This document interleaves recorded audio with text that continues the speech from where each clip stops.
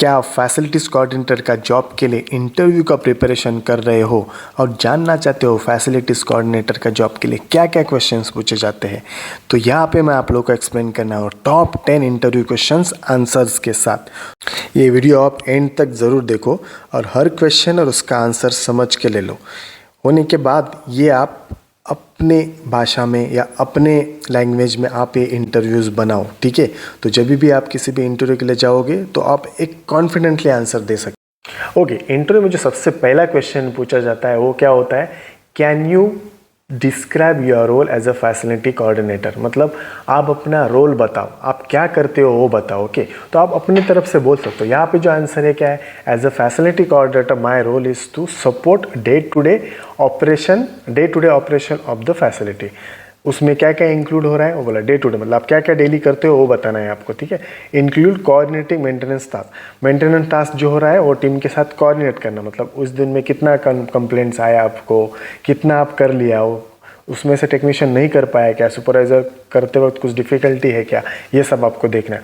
बाद में जो सर्विस प्रोवाइडर्स है, जैसा कि कुछ चीज़ हम लोग इन हाउस से करते हैं, हमारा जो इंटरनल टेक्नीशियंस होता है उनसे कराते हैं। कुछ चीज़ हम लोगों को स्पेशलाइज सर्विसेज होता है, जैसे fire alarm system, fire fighting system, lift system हो गया बिल्डिंग में, एस्केलेटर्स हो गया, क्रैडल हो गया, ये सब के लिए हमको सर्विस प्रोवाइडर चाहिए ना, तो उनके साथ भी हमको कोऑर्डिनेट करना है। कुछ कंप्लेंट आया तो उनको बुलाना है, तो ये कोऑर्डिनेटर का काम है। ओके, उसके बाद सेफ्टी बहुत ज़रूरी है। बराबर आपका इन हाउस टीम और बाहर का कॉन्ट्रैक्टर भी जो कुछ भी काम कर रहे हो प्रॉपर पीपी यूज़ करके ही कर रहे हो, वो भी देखना बहुत ज़रूरी है। जैसा कि वाटर टैंक क्लीनिंग है, तो वाटर टैंक क्लीन के हम लोग को कन्फाइंड स्पेस का परमिट देना पड़ेगा वो लोग को, ठीक है? तो इसके लिए सेफ्टी देखना बहुत ज़रूरी है। उसके बाद क्या है? Communication to the tenants and internal department. उसका मतलब क्या हो गया? जैसा कि अभी हम लोग को लिफ्ट का मेंटेनेंस करना है, ओके, तो सपोज़ वहाँ पे 4 लिफ्ट है, 4 लिफ्ट में एक लिफ्ट बंद हो जाएगा, तो हमको कम्युनिकेट करना पड़ेगा ना। तो ये कोऑर्डिनेटर का काम है कि ताकि टेनेंट्स को ईमेल करे और फिर जो डिपार्टमेंट है, सिक्योरिटी डिपार्टमेंट को मालूम होना है, हाउसकीपिंग डिपार्टमेंट को मालूम होना है, सबको मालूम होना बहुत ज़रूरी है कि अभी यहाँ पे मेंटेनेंस हो रहा है। ओके, जैसा कि 4 में से एक लिफ्ट बंद हो रहा है, तो कम्युनिकेट करना है किसका? कोऑर्डिनेटर का काम है। अभी दूसरा जो क्वेश्चन है पूछा जाएगा, how do you prioritize maintenance task when you receive multiple request at a time. इसका मतलब क्या हो गया? जैसा कि 5 मिनट में आप लोग को 10 कंप्लेंट आ गया, ओके, तो आपको प्रायोरिटी देना है वो कंप्लेंट को। एक साथ आपके साथ इतना तो टेक्नीशियंस नहीं है कि तुरंत जाएगा और 10 का 10 कंप्लेंट अटेंड करेगा। तो ये 10 कंप्लेंट में से हाई प्रायोरिटी कौन सा है? जैसा कि एक हो गया वाटर लीकेज का कंप्लेंट हो गया, इलेक्ट्रिकल फॉल्ट हो गया, तो क्या हो गया? वाटर लीकेज हो गया, तो ये हाई प्रायोरिटी जॉब है ना। वाटर लीकेज की वजह से बाकी का और भी सिस्टम डैमेज हो सकता है ना, पानी किधर भी जा सकता है, सीलिंग डैमेज हो सकता है, इलेक्ट्रिकल में बड़ा फॉल्ट आ सकता है, कुछ भी हो सकता है वाटर लीकेज है तो ये कंप्लेंट बहुत जल्दी अटेंड करना ज़रूरी है। ओके, जैसा कि उसका एक सर्विस लेवल एग्रीमेंट बना होता है, ये कंप्लेंट हम लोग को 15 मिनट के अंदर जाके अटेंड करना है और 1 घंटा के अंदर उसको रिजोल्व करना है। ओके, तो उसको प्रायोरिटी 1 बोल सकता है। सेम है इलेक्ट्रिकल में, इलेक्ट्रिसिटी बोलेगा तो कंप्लीट लाइट ही नहीं है अपार्टमेंट के अंदर, तो ये भी हमको 15 मिनट के अंदर जाके अटेंड करना है और 1 घंटे के अंदर इसको रिजॉल्व कर लेना है, ठीक है? बाकी का जो कंप्लेंट्स है, जैसे कि एक बल्ब फ्यूज़ है, ओके, फिर प्लम्बिंग में टैब हिल रहा है, ओके, ऐसा वाला कंप्लेंट को हम लोग को लेस प्रायोरिटी देना है। ज़रूरत नहीं है कि आपको 15 मिनट के अंदर ही पहुंचना है, आप उसमें 1 घंटे के अंदर पहुंच सकते हो और 2 घंटे का रिजोल्यूशन टाइम आएगा। तो ऐसा क्या हो गया? ये हो गया हमारा प्रायोरिटी देना। तो यही है, देखो जो क्वेश्चन जो कोऑर्डिनेटर को पूछा जाएगा वो क्या पूछा जाएगा? आप कौन से जॉब को ज़्यादा प्रायोरिटी देते हो? ओके, तो आपको आंसर ऐसा देना है दोस्तों। ये आंसर आप समझ के ले लो और अपने भाषा में आप बनाओ दोस्तों। तीसरा जो क्वेश्चन है, what kind of reports do you prepare as a facilities coordinator. मतलब कोऑर्डिनेटर को क्या क्या रिपोर्ट बनाना पड़ता है, जैसे कि daily, weekly, monthly, yearly, 6 monthly report बनाना पड़ता है ना कोऑर्डिनेटर को। तो क्या क्या रिपोर्ट होता है?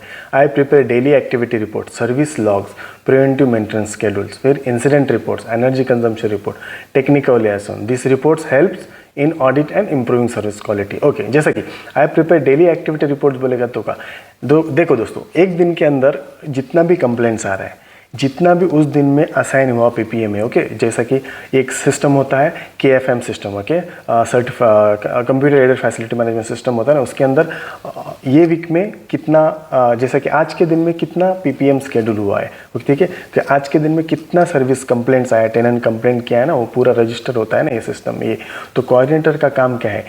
उस दिन ख़त्म होने से पहले उसको चेक करना है कि जितना उस दिन पीपीएम शेड्यूल हुआ वो पूरा टेक्निकल टीम में कंप्लीट कर दिया क्या, जितना कंप्लेंट्स आए वो पूरा कंप्लीट हो गया क्या, सिस्टम में क्लोज हो गया क्या। ये बहुत इंपॉर्टेंट है दोस्तों, ये कोऑर्डिनेटर का काम है। At the end of the day पता करना है कि अगर कंप्लेंट नहीं हुआ तो क्यों नहीं हुआ, हो सकता है कुछ मटेरियल अवेलेबल नहीं हो तो ये मटेरियल अरेंज करके देना टीम को। फिर अगर पीपीएम नहीं कंप्लीट हो तो क्यों नहीं हुआ, कुछ मैन पावर का शॉर्टेज हुआ क्या उसकी वजह से। ये सब कोऑर्डिनेटर का बहुत इंपॉर्टेंट काम है कि ये चेक करना उसको ज़रूरी है। फिर इंसिडेंट रिपोर्ट्स बनाना बहुत ज़रूरी है। इंसिडेंट रिपोर्ट बोलेगा तो क्या, जैसे कि उस दिन में एक दिन में क्या इंसिडेंट हो गया, जैसा कि एक्सीडेंट हो गया, किसी गाड़ी ने आपकी प्रॉपर्टी को मार दिया तो प्रॉपर्टी डैमेज हो गया ना, तो क्या करना पड़ता है, सिक्योरिटी का काम है, वो लोग पुलिस बुलाएगा, फिर इंसिडेंट रिपोर्ट बनाना पड़ता है। तो हम लोगों को ये जो है हमको क्या करना है, इंश्योरेंस थ्रू क्लेम करना पड़ता है, ठीक है। तो इंसिडेंट रिपोर्ट ये एग्जाम्पल हो गया। उसके बाद बहुत सारे इंसिडेंट, जिस दिन में कुछ बड़ा इंसिडेंट हो गया तो उसका रिकॉर्ड होना बहुत ज़रूरी है, ओके। तो इसके लिए इंसिडेंट रिपोर्ट में एनर्जी कंजम्पशन रिपोर्ट बनाना पड़ता है, मंथ में कितना एनर्जी बिल आया, कितना इलेक्ट्रिसिटी यूज़ हो गया, कितना पानी यूज़ हो गया है बिल्डिंग में, ठीक है, इसका रिकॉर्ड रखना पड़ता है।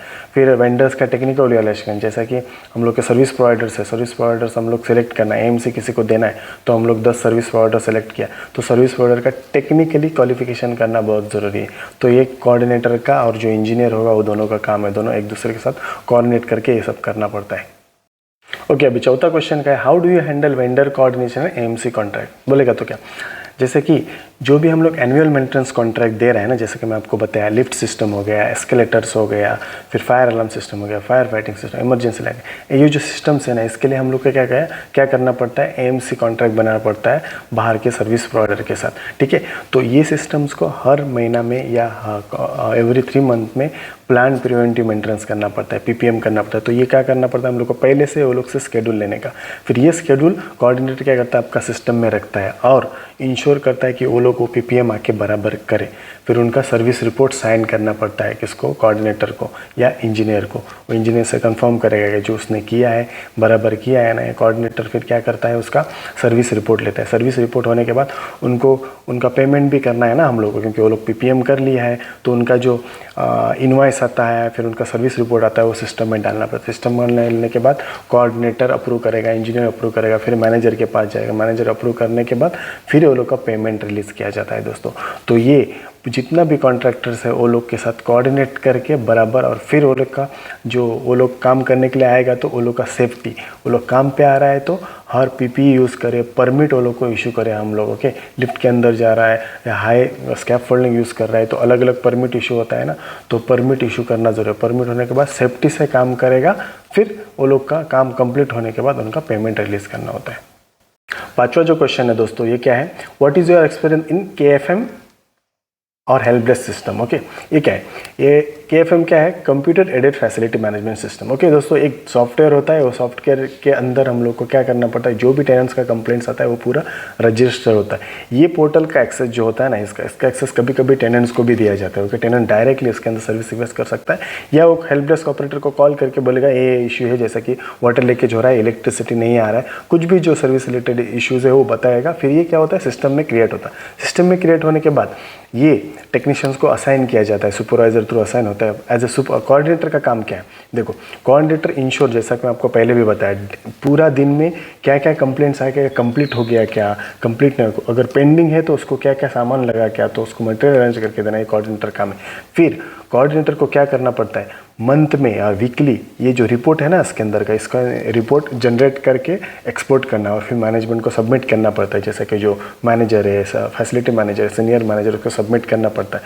फिर मंथली रिपोर्ट जब हम बनाते हैं तो मंथली रिपोर्ट में ये कितना पीपीएम आया ये मंथ में, जैसा कि 500 पीपीएम है, 500 पीपीएम में से कितना कंप्लीट हुआ और कितना कंप्लीट नहीं हुआ। हो सकता है एक कंप्लीट नहीं हुआ क्योंकि हम लोगों को उसका मोटर ख़राब हो गया और रिपेयरिंग के लिए गया हो, तो ये नोट करना ज़रूरी है। उधर हिस्ट्री लॉग होता है, उसमें नोट करना पड़ता है।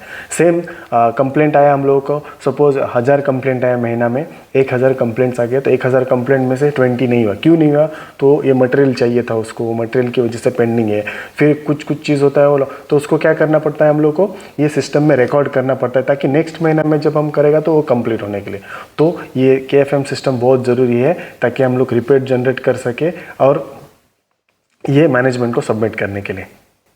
सिक्स्थ वाला जो क्वेश्चन है, how do you ensure compliance and safety standard inside the building. Okay, inside the building के अंदर सेफ्टी स्टैंडर्ड कैसा एज अ कोऑर्डिनेटर करता है। ओके, आंसर क्या है, I check that emergency exits are clear, fire extinguisher are in place. Okay, मतलब coordinator का काम है कि इंश्योर करना है कि फायर एग्जिट डोर्स है वो क्लियर हो, यहाँ पे कोई भी ऑब्स्टेकल हो, इनकेस फायर हो गया तो यहाँ से हम लोग फ्री एग्जिट जा सकते हैं। ठीक है, तो सिक्योरिटी के साथ कोऑर्डिनेट करके वो इंश्योर करता है कि एवरीथिंग क्लियर है, फायर एक्सटिंग्विशर्स बराबर जगह पे लगे हुए हो। ठीक है, जैसे कि एमसी कोऑर्डिनेटर के साथ करके उसके बाद फायर ड्रिल कंडक्ट करना पड़ता है। Okay, fire drill every 6 month करना होता है सिविल डिफेंस को अरेंज करके, ये भी इंश्योर करता है कि एवरी 6 मंथ फायर ड्रिल हो कोऑर्डिनेटर। फिर मटेरियल सेफ्टी डेटा शीट, कुछ भी केमिकल यूज़ हो रहा है उसका मटेरियल सेफ्टी डेटा शीट होना ज़रूरी है, ताकि कुछ भी केमिकल वगैरह आँख में चला गया तो उसको कैसा निकलना है आगे या क्या फर्स्ट एक्शन होना है, मटेरियल सेफ्टी डेटा सेट में लिखा होता है, वो चेक करता है फैसिलिटी कोऑर्डिनेटर, इंश्योर करता है कि वो available. I also ensure the contractors follow. Okay, जितना भी कॉन्ट्रैक्टर्स आ रहा है बिल्डिंग में, फिर इन हाउस टीम में सब लोग सेफ्टी प्रॉपर सेफ्टी यूज़ करे, वो अपना जो सेफ्टी ऑफिसर होता है उसके साथ कोऑर्डिनेट करके वो इंश्योर कराता है कि सब कुछ चीज़ बराबर है, कोऑर्डिनेटर का काम है। 7वां क्वेश्चन है, can you explain how do you support preventive maintenance. As a coordinator preventive maintenance कैसे सपोर्ट करते हो। जैसा कि किसी भी चीज़ का प्रिवेंटिव मेंटेनेंस करना है तो हम लोग को टेनेंट को इन्फॉर्मेशन देना पड़ता है उसके अपार्टमेंट का, तो कोऑर्डिनेटर को क्या करना पड़ता है, ईमेल करना पड़ता है। ओके, उसके बाद वेंडर के साथ कम्युनिकेट करना पड़ता है, उनका जो शेड्यूल है उस शेड्यूल में वो लोग आ जाए। ओके, और ये सब चीज़ का रिकॉर्ड रखना किसका काम है, कोऑर्डिनेटर का काम है। ओके, 8वां जो क्वेश्चन है, how do you handle tenant and employees complaints. Okay, जो कुछ भी कंप्लेंट्स आ रहे हैं ना, वो एक इंटरव्यूअर आपका नॉलेज यहाँ पे देखना चाहता है कि एज अ कोऑर्डिनेटर आपको क्या नॉलेज है। ओके, टेनेंट्स का कंप्लेंट आने के बाद कैसा रजिस्टर हो रहा है सिस्टम में, फिर टेक्नीशियंस को असाइन हो रहा है, फिर असाइन होने के बाद कोऑर्डिनेटर का काम है कि ये इंश्योर करना है कि ये काम कंप्लीट हो गया। ओके, कंप्लीट नहीं हुआ तो उसको फॉलो अप करके कंप्लीट कराना ये कोऑर्डिनेटर का रिस्पॉन्सिबिलिटी है। ये जो क्वेश्चन है, how do you work with soft services teams. Okay, soft service cleaning वाला हो गया, सिक्योरिटी हो गया, पेस्ट कंट्रोल हो गया, उसके साथ एज अ कोऑर्डिनेटर क्या काम है। Yes, I coordinate soft services by supervising cleaning schedules. वो लोग का जो स्केड्यूल है, वीकली डीप क्लीनिंग है, कुछ भी डीप क्लीनिंग होता है ना, डीप क्लीनिंग हो गया, कारपेट शैम्पूइंग है, ये सब के लिए कोऑर्डिनेट करना पड़ता है, टेनेंट्स को बताना पड़ता है, तो ये हाउसकीपिंग टीम के साथ कोऑर्डिनेट करके ये काम किया जाता है। सिक्योरिटी गार्ड्स ऑन ड्यूटी, वो लोग ड्यूटी पे है, कुछ है, ये सब भी पेस्ट कंट्रोल टीम, ये सब काम कौन करता है, कोऑर्डिनेटर का काम है। ओके दोस्तों, एक चीज़ ने याद ध्यान रखो, अगर आप लोगों को ऐसे ही और वीडियोस चाहिए तो प्लीज़ मेरे चैनल को सब्सक्राइब करो, लाइक करो, कमेंट करो डिस्क्रिप्शन में आपको आप लोगों को और कौन से ऐसे वीडियोस चाहिए, और आप दोस्तों के साथ शेयर करना। ये क्वेश्चन देखो, what are your strength as a facilities coordinator. यहाँ पे आप लोगों को क्या पूछा जाता है, आपकी क्या स्ट्रेंथ है। ओके, कोऑर्डिनेटर की क्या स्ट्रेंथ है, आई एम ऑर्गेनाइज, मैं वेल ऑर्गेनाइज्ड हूँ। ओके, रिस्पॉन्सिबल हूँ मैं, ठीक है, एंड गुड एट मल्टीटास्किंग, मतलब बहुत सारे ज़्यादा कंप्लेंट्स उसके लिए मैं कैसा हो, गुड हूँ, मतलब कौन सा काम को प्रायोरिटी देना है ये कोऑर्डिनेटर को मालूम होना है।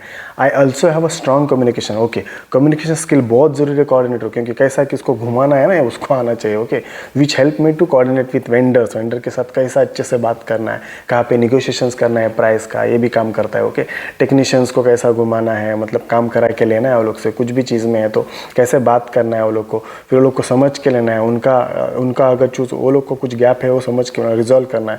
फिर टेनेंट के साथ भी स्मार्टली बात करना है। ये सब किसका काम है, कोऑर्डिनेटर का काम है। ओके।